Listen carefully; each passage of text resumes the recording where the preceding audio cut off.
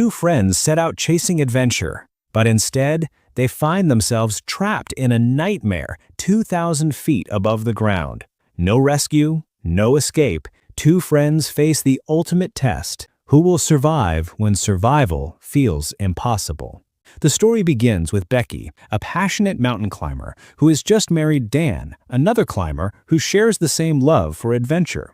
Together, they're scaling a cliff with Becky's close friend joining them. As Dan makes his way up, he notices a bird's nest tucked in the rocks. Out of curiosity, he reaches inside, but the sudden flap of wings startles him. He loses his balance and slips, dangling helplessly from the safety rope. He can't climb up or down, and despite Becky and her friends' desperate attempts to save him, the carabiner clip suddenly snaps. Dan plummets to his death. The film then jumps ahead 51 weeks. Becky is devastated, drowning herself in alcohol, still unable to move on from losing Dan, the man she deeply loved. She hasn't even scattered his ashes yet. They remain with her as a painful reminder. Her life has become nothing but sorrow. One day, Hunter, the same friend who was with her during the accident, shows up. She's happy to see Becky, but shocked to learn Becky even attempted to take her own life. To pull her out of despair, Hunter suggests they go climbing again.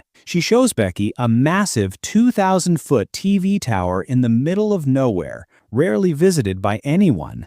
At first, Becky refuses, but Hunter convinces her that scattering Dan's ashes from the very top will finally bring him peace and maybe help Becky heal too. Reluctantly, Becky agrees. The two set off for the remote tower, vlogging the experience and taking pictures along the way. Hunter uploads everything to Instagram, excited to share the adventure. When they finally stand before the giant tower, it looks like it stretches endlessly into the sky, far taller than anything they've ever climbed before. Both are nervous, but they begin their ascent. Becky is more anxious than Hunter, especially because she can hear the old rusty metal creaking as they climb. Halfway up, at around the same height as the Eiffel Tower, nearly 1,000 feet, the wind grows intense. Becky looks down and panic sets in. After all, she hasn't climbed in over a year. Still, they push upward.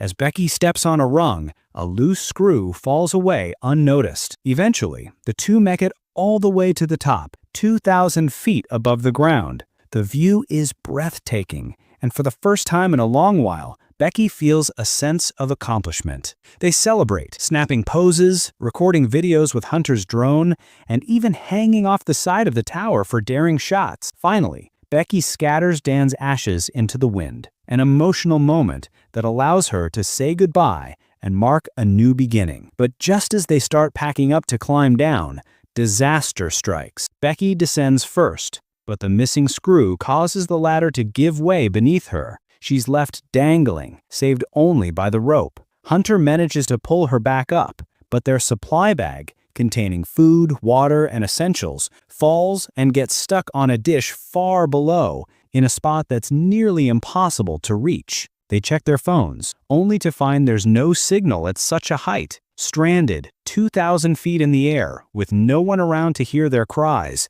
they're completely trapped. On the tower, they discover an emergency box with a flare gun and binoculars, but firing a flare in daylight hours would be useless. It would go unnoticed. Looking through the binoculars, they spot a car in the distance, but the people inside can't hear or see them from that far up.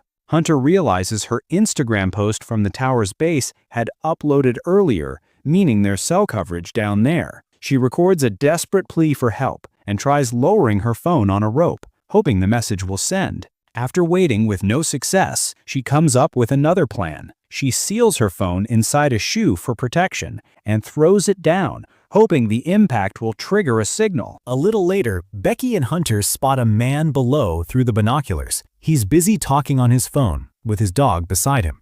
From so high up, he can't see them, nor can he hear their desperate shots. To get his attention, they throw down another shoe. The man notices it, but assumes it's just been lying there for a while. Without giving it a second thought, he walks away with his dog. Frustrated, Becky wants to fire the flare gun, but Hunter stops her. She reminds Becky that in daylight, no one would notice. They'll have to wait until night. When darkness falls, they finally shoot the flare and wave their phone flashlights, signaling frantically. A nearby RV full of campers sees them, but instead of helping, the strangers steal their car and drive away, leaving the girls stranded. Devastated, Becky and Hunter realize just how hopeless their situation has become.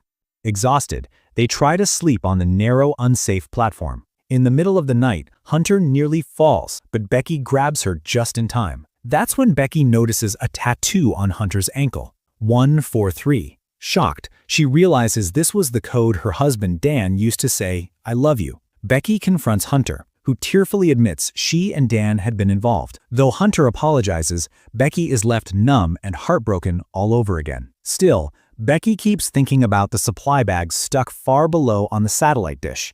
Inside is food, water, and most importantly, their drone. Determined, Hunter bravely ties herself to a rope and begins lowering down. But the rope runs out before she reaches the dish. Taking a risky leap, she just barely makes it. Now with the bag in hand, she struggles to reconnect with the rope. Using a selfie stick, she hooks the bag to the rope and then leaps again to grab hold herself. But climbing back up is brutal. Her hands are bleeding, her strength fading. She slips and falls. When Becky looks down, Hunter appears to be dangling by the rope. Somehow, Becky hauls her back up, saving her life. Or so she believes. With the drone recovered, they hatch a plan. They write a note begging for help, attach it to the drone, and send it toward a distant house. But the battery is critically low, forcing them to bring it back. That night, Becky notices a faint light at the very top of the tower. Power is still running. Risking her life, she climbs higher, plugs the drone into a socket, and waits, hanging on for dear life until it charges. Once powered, she attaches the note again and sends it off. This time, hope feels real. But just as the drone nears its destination, it crashes into a passing truck. Their last chance shatters before their eyes. Becky, now weak and delirious, asks Hunter for her shoe, hoping to try the phone trick again. But Hunter refuses. And then, Becky realizes the horrifying truth. Hunter isn't there. The truth is, Hunter never survived the fall earlier. Becky had only been hallucinating her presence. In reality, Hunter's lifeless body remains on the satellite dish far below. Becky is completely alone. Broken and hopeless, she records a final goodbye message for her father, but without signal, it will never send. Exhausted, she collapses. By morning, she awakens to a vulture pecking at her wound. In a burst of rage, she kills it, then forces herself to eat its meat. It gives her the strength she desperately needs. Finally, she makes the decision. She must climb down to Hunter's body. With every ounce of courage, she lowers herself to the dish, reaching Hunter's remains. Tearfully, she slips her phone inside Hunter's shoe, secures it with the body, and whispers an apology. Then, she pushes the body over the edge. This way, the phone will survive the fall and hopefully send her message. Night falls once again. The next day, Becky's father arrives at the tower. He sees police pulling away a body bag, believing his daughter is dead. Heartbroken, he nearly collapses until Becky appears behind him, alive but battered, standing with medics. Overcome with relief, he hugs her tightly. And that's how this heart-stopping story unfolds. If you enjoyed it, don't forget to like the video and subscribe for more thrilling recaps.